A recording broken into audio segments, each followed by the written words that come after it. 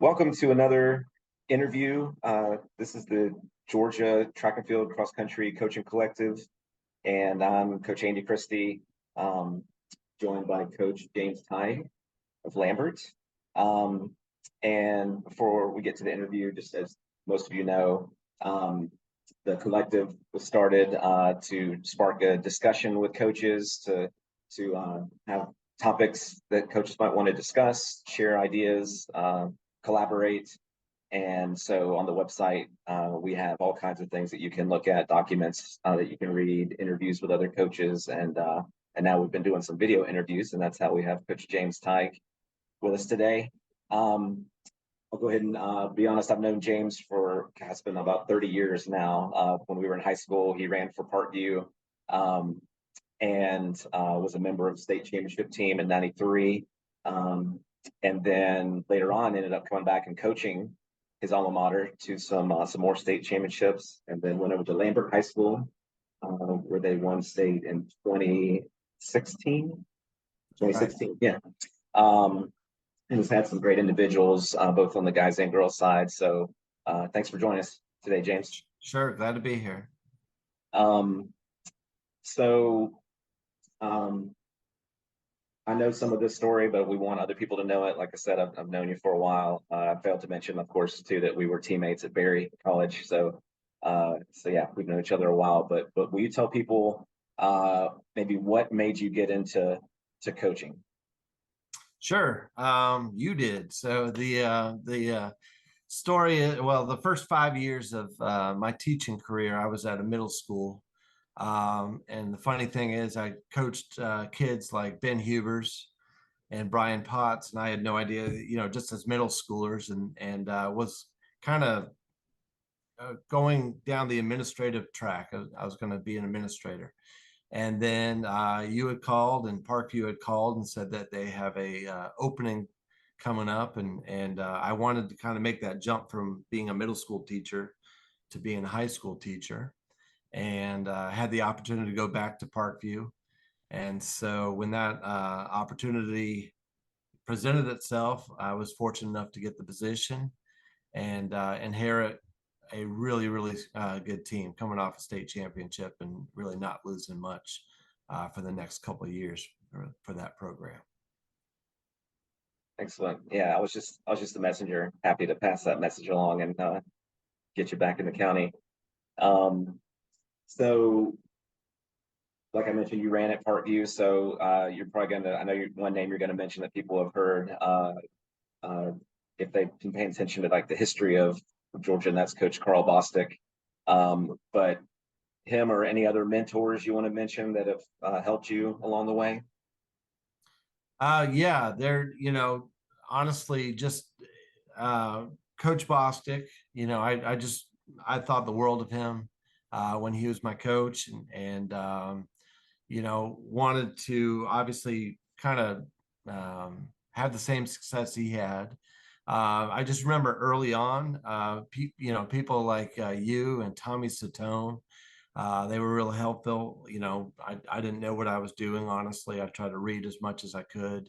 And I just tried to pick up as much as I could from other coaches.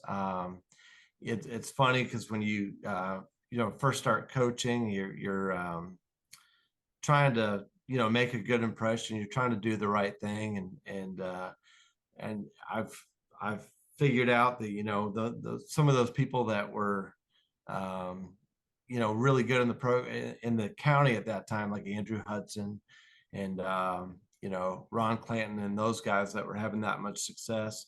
I hated losing to them, but I tried to pick up as much as I could from them, and still, Andrew has made the trip over to Forsyth County now, so we get kind of see each other. But mostly it was just just trying to pick up from what you guys, the success that you guys were having, and other coaches within the county. And I'll tell people, just in case they don't know, Coach Bostic in the Georgia Cross Country Hall of Fame, in the Gwinnett Hall of Fame, coached a number of state cross country titles, and then soccer State Yeah, champions as well. he was pretty amazing because he had you know, and in the fall he would, you know, have a state caliber team and sometimes win those teams, and then he'd go and have a completely different cast of athletes in the spring, and he would win state championships there. So pretty remarkable. He's just one of the most talented, you know, and motivating coaches. I know we've talked about this before. You just, you know, he would say something, you'd want to go do it. And so he just had that skill of one, you know, trying to make everybody around him better, and especially his athletes.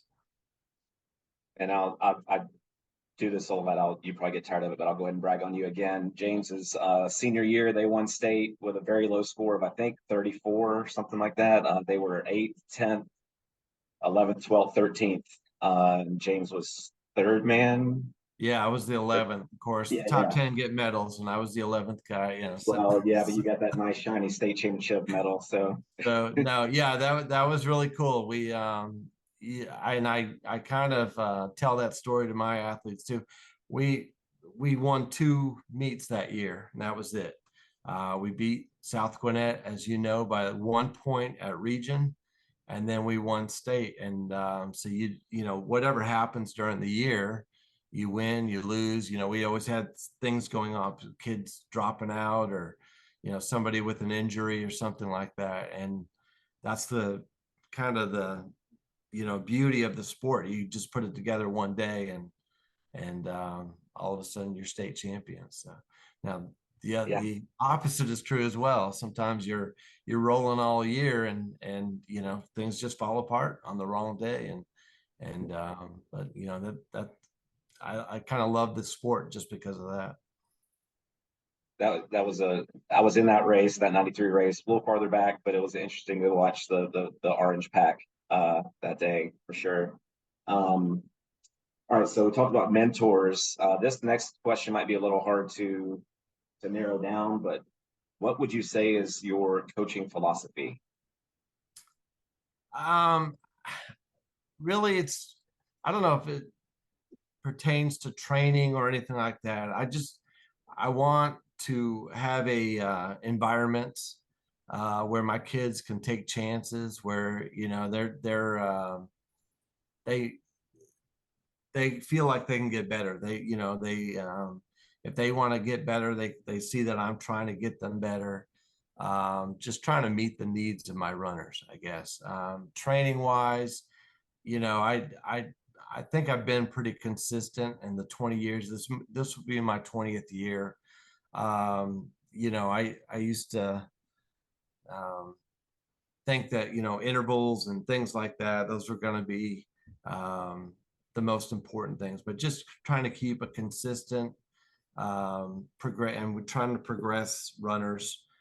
If you're doing this at this level, okay, the next step, we got to get you going to this level. And that's kind of the philosophy of it. I don't I've kind of changed a little bit of um, you know, my training plans and things like that, but not not really. You know, you run, you know, you do, you know, hard workout here or there, you rest, you race, and that's about it. But it really, I one thing I'm proud of is that, you know, the kids that they form a pretty good culture, and that's what, you know, and there's high expectations, and I think I'm pretty laid back when it comes to a lot of stuff, but when my kids are ready to train and ready to race, they do it pretty well. They buckle down, they have fun too, but then, you know, they get serious, and that's probably that was kind of my personality. I love having fun. I love being with my friends. That was the whole reason I ran in the first place, just being with my friends. But when it came time to work, it was time to work. I don't know if that's a philosophy or not, but that's, you No, I know, think it is absolutely because I think that carries over to, like you said, like I mean, you can have great workouts all you want, but if they don't feel like it's a relaxed environment, not enjoying it, then it doesn't really matter. And that's, you know, having a coach that, like you said, is looking out for the best for the athletes.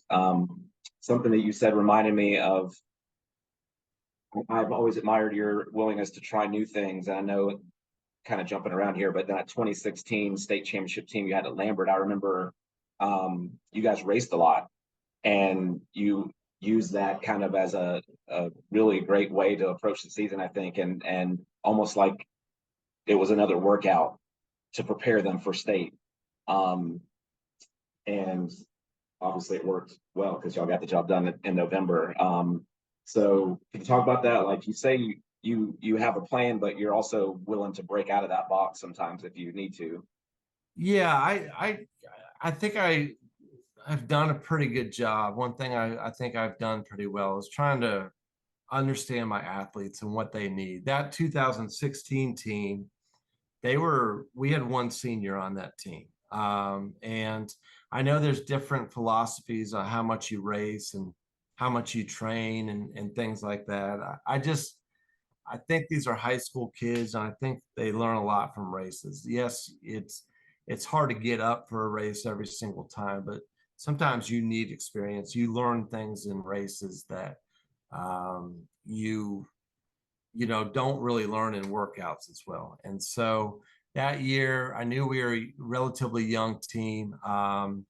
And just trying to think, just some of the books I was reading at that time, I don't know, but Carrollton's a tough course as far as it's not a flat course. It's not a speed course. You got to have strength to it. And so we try to do, instead of just doing VO2 max workouts or intervals or things like that, I thought, well, if we're getting that same thing from a race, why do it twice in a week? We'll just do it once in a week. And so we did, tempo runs and races basically that year. And I thought, okay, well, as juniors, I wasn't sure how it was going to turn out, but as juniors, we'll race a lot and we won't race as much as seniors because then we'll have the experience and we'll do more workouts then and all that kind of stuff.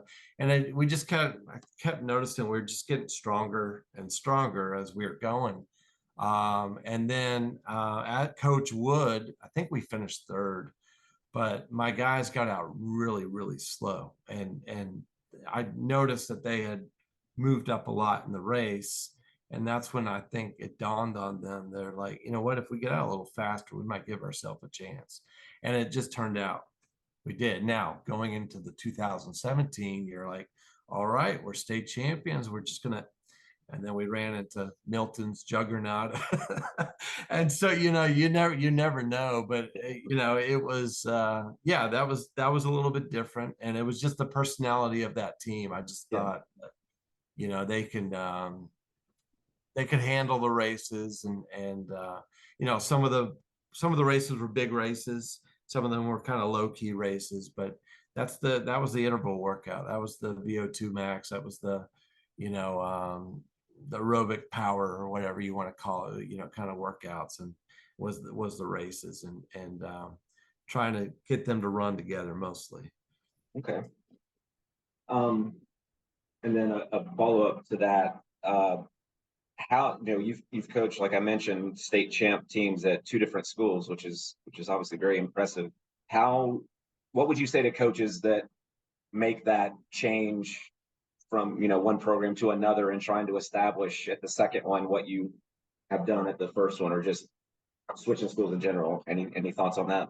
I've been really, really fortunate that I've had some good athletes. So when as I mentioned, I went to Parkview, and the Michael Winstons, Marcellus Lynch's, Josh Penson's of the world, all in Jerry. I had this group of kids that were just like you had to hold them back, and winning right away gave me credibility, which whether I deserved it or not. Those first couple of years was like, just don't screw it up, And then, you know, I was able to.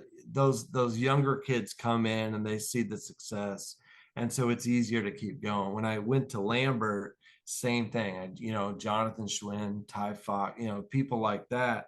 I was able to, with Jonathan's success, um, he that group of kids that he was part of, they all bought in, and so it kind of made things easier. Now Jonathan was not part of the state championship team. It was the kids a little bit younger than him that were there. But that, if you can, I don't want to say just focus on one or two kids, because I was trying to focus on everybody, but it did help to have some talent. And sometimes it's just trying to get people to you get a handful of them to buy into what you're doing.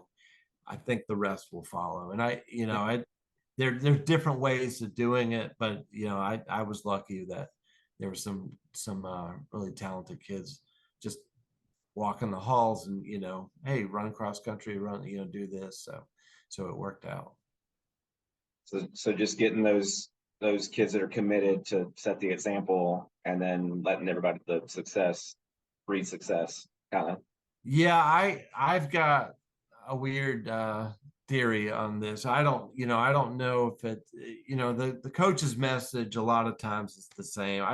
I think programs, they rise and they up and down based on the kids that are there. And if you can get some kids that are charismatic, or get the other kids to buy in and say, hey, this is how we do things, that's more important than the coach, because I'm always wanting them to do that. And so why are we fifth or third one year, whereas we're second or first another year? The message is the same. A lot of times it's get those kids. I just thought they're we've been able to our juniors and seniors have been able to show our freshmen and sophomores how to do it. And then as they keep going, that it really helps out. So as a coach, I would tell other coaches, get your charismatic kids, and once they start having success, everybody else will start having success. I think that's a great message, because I think that's something I've certainly learned over the years I've coached, is there's going to be peaks and valleys, and it doesn't mean that the program's necessarily in bad shape. It just could be, like you said, how much kids are buying in, or other things outside of your control as a coach. So I think that's a good message for coaches to hear. And also, yeah, the coaches that win the county, region, state titles, whatever, are getting the accolades maybe. But like you said, like maybe there's a year where you finish fifth or sixth or something, and that team maxed out, and it was a good year for them. Yeah, absolutely. I tell my kids, I said, I've had teams that did not quite reach the pinnacle. They didn't win state, but I felt like that was my best coaching job. And then I've had kids where they're top three, and I was like, I don't know if we even deserve that. You know what I'm saying? You're just, well, it was a down year, kids, so don't get too hyped up about it or anything like that. But no, absolutely. I've sometimes I feel like we've had better programs and things like, maybe the kids just aren't as talented, or maybe the other teams are more talented. You know what I'm saying? And so they just have success. So yeah, it's early on in my coaching, everything was about winning or losing. It's like we gotta win. And now I think I've matured a lot. And yes, I want to win. Yes, it bothers me when we don't. But at the same time, I'm trying to celebrate our successes that we've had, and and it's not always on the podium or whatever. So PRs, things like that. From getting a kid from where they started to where they are, getting them to be able to run at the second level. Those are the things that I think I've taken a lot more pride in. Yeah. Well, that actually, I'll go ahead and skip ahead then, because you just kind of set up another question perfectly, which is, what do you think you do better now than you used to? And you just alluded to not the focus on maybe just winning or losing, but anything else you feel like you've improved on throughout the years? Yeah, I think I'm more patient, and I think I think I heard actually Ryan McClay talking about this one time, where somebody, a kid comes to me injured or something like that, and you're just like, rub some dirt on, stuff. Now I'm being like, hey, take some more time. I'm trying to, I think I'm doing a better job of thinking of kids' long-term success, whether they actually run after high school or not. But, just trying to keep it even keeled. If I want my kids to be consistent, come in every day, they could have a great workout, they could have a terrible workout. It doesn't matter. It's like, what are you ready for the next day? And that's what I think I do a little bit better job at, of now. And just trying to enjoy it a little bit more. This is my 20th year, and I've had a lot of great personalities, a lot of good runners come through, and things like that. So, and I'm trying to educate more as far as what I've made so many mistakes as a runner, as a coach. If I didn't know then what I know now or whatever, that kind of stuff. Just trying to give them a little bit more stuff to when they go to their own tool bag. What kind of things they could use. Just try to give a little bit of wisdom. So I'm gotten there. I'm kind of looking for those days when I'm the old crotchety coach yelling at my kids and not caring, this is how things are done. But right now I still, you think, okay, you think this will work, and my kids think this will, let's try that, we'll see what happens. So just trying to still learn as much as I can. Well, I can relate to that first point. I think I used to, and I've talked about this with people before, but I think I used to think, oh no, we're missing this tempo run, and it's like one out of however many tempo runs we're doing over the season. I think it's important, like you said, to look at the overall picture and realize that kid might do better going and running the easy mileage or taking a day off that day instead of forcing the tempo run just for the sake of, oh, we got it in. That's something that I've learned too over the years, because I think as coaches we can fixate on the details maybe sometimes to our detriment. It's not kidding. Right, and every kid's different, Yeah. so that's one thing that I'm trying to do a better job. It's tough. You have 50, 60, 70 kids in your program. um, Not everything works for everybody, so I try to change things up as much as I can, or try to meet the needs of the kids at the individual level. And sometimes, just for efficiency's sake, it's very hard to do. But that's one thing that I'm trying to do a better job of, is individualized stuff for my runners. Well, switching gears a little bit, you've got experience as a head cross country coach, as we've talked about, but also as a head track coach. So, I want to hear your take on the differences. If there's people out there that are thinking about, they've only been head coach for one or the other, what do you see as the different challenges or different approaches to being a head coach of those sports? Yeah, so this will be going, this school year will be my third year as the Lambert head track coach. And I will say, it's a lot of work. It's as far as especially hosting meets, there's a lot of things that as a cross country coach you don't have to worry about as much. And even if you host a meet as a cross country coach, now we don't host anything like Coach would, but generally you're talking, send out the information, get the course lined up, and find a course which is very hard to do now in the state of Georgia. But just that kind of stuff. If you're talking about just coaching, I'm lucky at Lambert that I've got some good individual event coaches. So my sprint coaches, and this year I had another distance coach and a jumps coach and things like that. So as a track coach, if you're going to do that, if you're going to be the head coach, you're almost I think I've seen that where people title it coordinator, because that's kind of what you're doing. You're trying to have these different event groups all kind of work together and then, try to have, work towards the same kind of goal, and get our kids ready. So that's been kind of an adjustment. Whereas if just the head track or the cross country coach, we've always kept it one big group. I know I've been part where, I've been the boys coach and somebody else has been the girls coach, and we kind of did things separate, but we would go to the same meets together. So at Lambert, I try to keep us all together. In fact, the boys and the girls, especially last year with our top girls, they would work out with our boys and things like that. So that's kind of helped out. Track, same thing.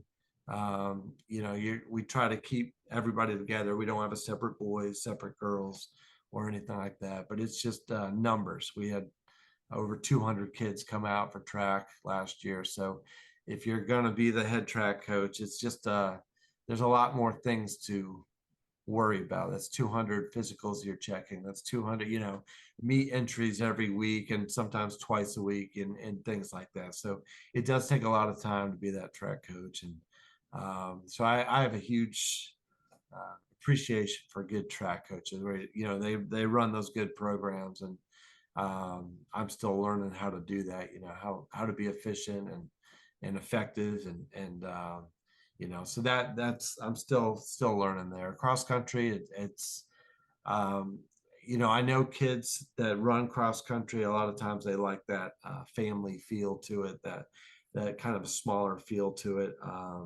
than track. But I love being a track coach. I love track and the individual events and things like that.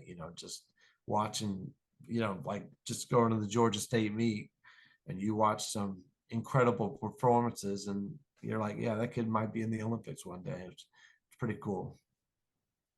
Yeah, I think, us distance coaches, the vast majority of the coaches I know that are distance coaches, we get excited about the other events too. I mean, just seeing great athletes, no matter what it is, even if we don't particularly coach that particular event, it's still fun to watch, a really good triple jumper or really good, 4x200 or whatever the event is, sprinter. Yeah, it's fun to watch those events. Okay, a couple more questions. What do you think about the current state of cross country and track versus when you first started coaching, or even when you were a runner, since you know what Georgia running was like in the 90s? Well, certainly, I think we're much better than we were in the 90s. We're deeper. I do think things like I joke with my kids, and some of my other coaches joke. It's like, well, are you guys faster, or are the shoes faster? Are we all 4% faster than what we were before? So, but just looking at the times of things and distance events, obviously things, ebbs and flows, and we've got years where we're going to have really strong performances in one event, and other events going to be weaker, and we kind of go up and down. But I think we've gotten better, just looking at it, and I'm happy to be part of that. I think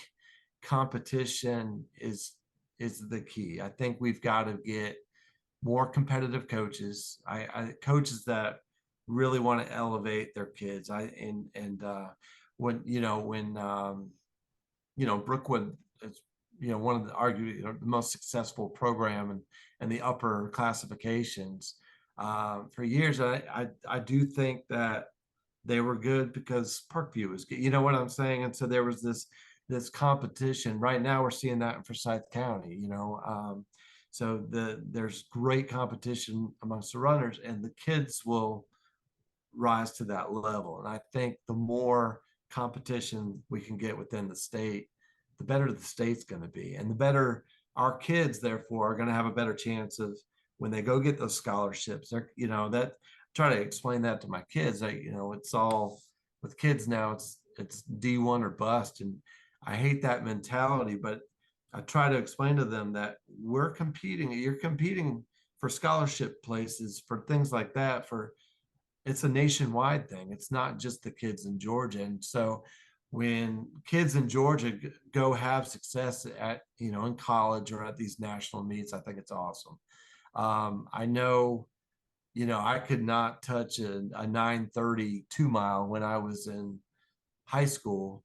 Um, but now it's like 9:30 may not be good enough to get you out of a lot of regions, and whereas 10, 15 years ago 9:30 was winning state. So I do think things like adding sectionals or the area meets, and I think we just rise to the competition, and the more competition we can have, the deeper we are, the better the state's going to be. Yeah, you guys are in that 7A region of death right now. There's others in different classifications, but yeah, I would imagine the athletes in your region, they get to state and it's almost like, oh, we made it through that gauntlet. So now we're battle tested.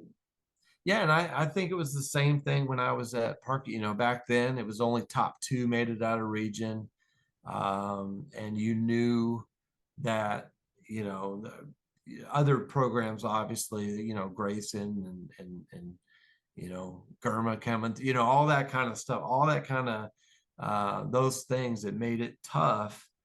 But it's not like our kids were like, oh, it's not fair. They got better, and they were better than why when I, going back to the philosophy, one thing I tell my kids is I want you to be better than I ever was. And if I can do that, if I can make you better than I was in high school, then you're going to be fine. I wasn't great. I was an above average person, but if you can get, they'll rise to the level of competition, and they'll keep getting better. So we just got to get more people that care about the sport, more care, that really want to get better. And yeah, it stinks when you're on the losing end of it, but at the end of the day, those, this is running in high school, running in college is, if we can get those kids to get to the next level, they look back at high school and say, yeah, that was fun, but college is a lot cooler. So,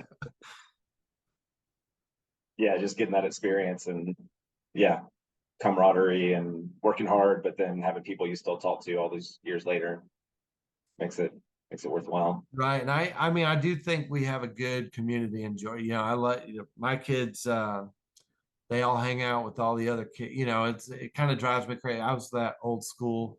You don't talk to the Brookwood kid. When I was in high school and stuff like that, where uh, we weren't best buddies with the people we were racing. Now, in a way, it's more difficult for kids now because there's so much information out there.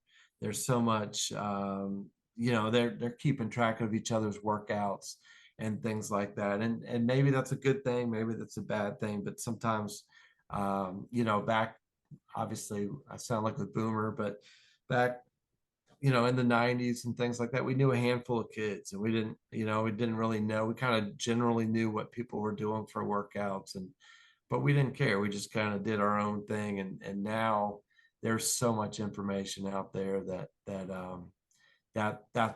actually adds an element of difficulty to coaching. You're trying to say, look, yes, there's one way of doing it, but here's another way of doing it. I think we can get to the same spot. Yeah.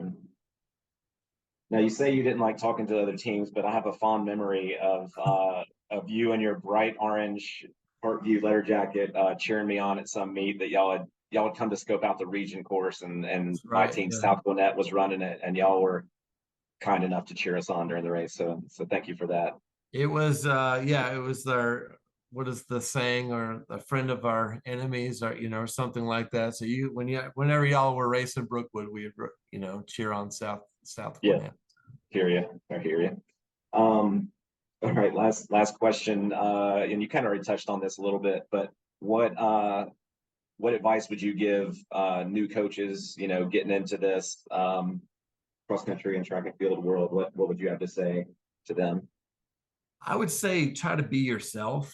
As I just mentioned, there's two ways of doing the same thing, like getting to and if you try to mimic or try to emulate another coach's demeanor or anything like that, I love some of the coaches I talk to at meets and things like that. And talking to Andrew Hudson's different from talking to Jack Coleman, so those are two of the most successful coaches in the state of Georgia, and they don't have the same personality, and so they are who they are and it works for them. So I would say figure out who you are, figure out how what your personality is as a coach, and go with it. And then just be true to yourself that way. Don't try to be like, well, I saw McFarland and if he acts this way, stuff like that. So I love watching other coaches and how they operate and how they do things, and so that's one thing I would say. And then other is just, you know, just think long term, just kind of gradual steps. I was lucky. I had really talented kids. But sometimes people walk into programs and they don't have that. So be patient, and then finally, something that I'm terrible at doing, as um, celebrate your successes. I'm very hard on myself about stuff, and I realize it's silly that I'm probably preventing myself from growing. And so I would just say, when you have successes, you should celebrate recognize them at least. And then when you do have failures, the cool thing about being a coach is you'll another opportunity next year, the next week or the next day. And that's what I love about my kids that I coach is win or lose, they're back Monday. Okay, what's the work? What are we doing? Let's get to work. And so if you can get a group of kids like that and you're going to have the same kind of attitude, you'll be successful. Awesome. A lot of good stuff there. I think, I think that's a great thing for new coaches to hear about, not being afraid to maybe go up to that coach that you've seen has success in your area or wherever. And hey, like really enjoy watching your runners run, like chatting with them, seeing if they have any tidbits they'll share with you. Like you talked about you chatted with other coaches. And then I think us coaches can be our own worst critics sometimes. But the way I view it is you have high standards for yourself, for your runners, and the success over the years has shown that. So kudos to you and all that you've done. Um, so with that, thank you. Thank you so much for joining us today. It's great to hear your thoughts, even being a former teammate. I pick your brain.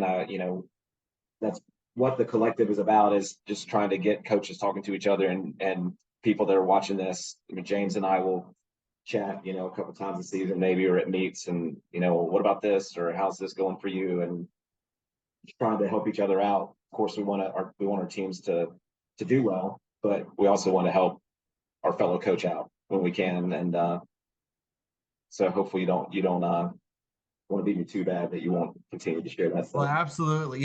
Anybody that wants to reach out, I know people make fun of me. They're like, yeah, you look too serious at meets and stuff.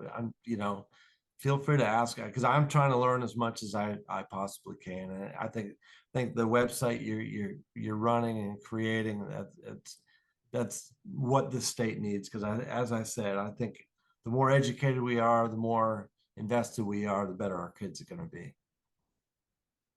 Well, thank you, James. Thanks again for joining Thanks me for the today. opportunity. Of course. We'll see everybody next time.